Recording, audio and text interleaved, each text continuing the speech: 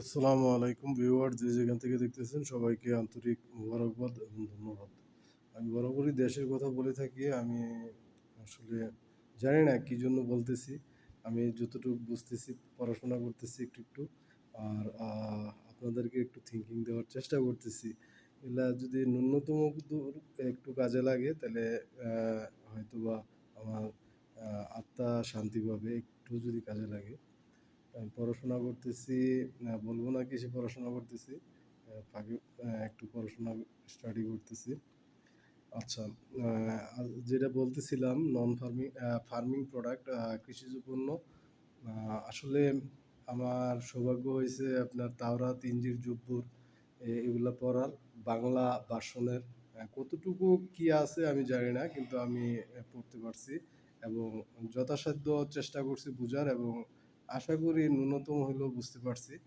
অনেক সময় নিয়ে পড়াশোনা করছি। আর কোরআন শরীফ আলহামদুলিল্লাহ কয়েকবারই আমি ট্রান্সলেট করে পড়েছি। বাংলা অনুবাদ কোরআন শরীফ, অনেক পুরানো কোরআন শরীফ ভার্সনের আমার আব্বা সংগ্রহ করেছিলেন। ওই সৌভাগ্যে আমি কয়েকবারই পড়াশোনা পড়তে পারছি এবং আলহামদুলিল্লাহ বুঝতে অনুধাবনও করতে পারছি।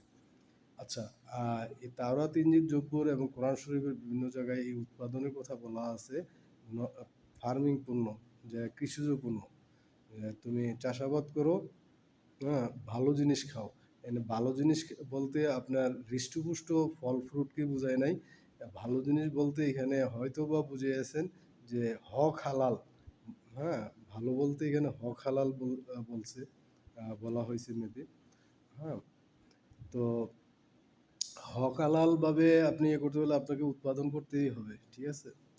আর উৎপাদন, কৃষিজ পণ্য উৎপাদন একটা সামগ্রিকভাবে খ্রিস্টান দেশগুলা ওগুলা যে কতটুকু আগে আছে, আপনি ওনাদের সাথে টকিং করলে আপনি বুঝতে পারবেন। ওরা একটা প্রোডাক্ট তৈরি করলে এটা জাতীয় গ্রেডে এরা, হ্যাঁ, জাতীয় গ্রেডে ওদের মনে করে যে আমরা একটু স্বাবলম্বী হয়েছি।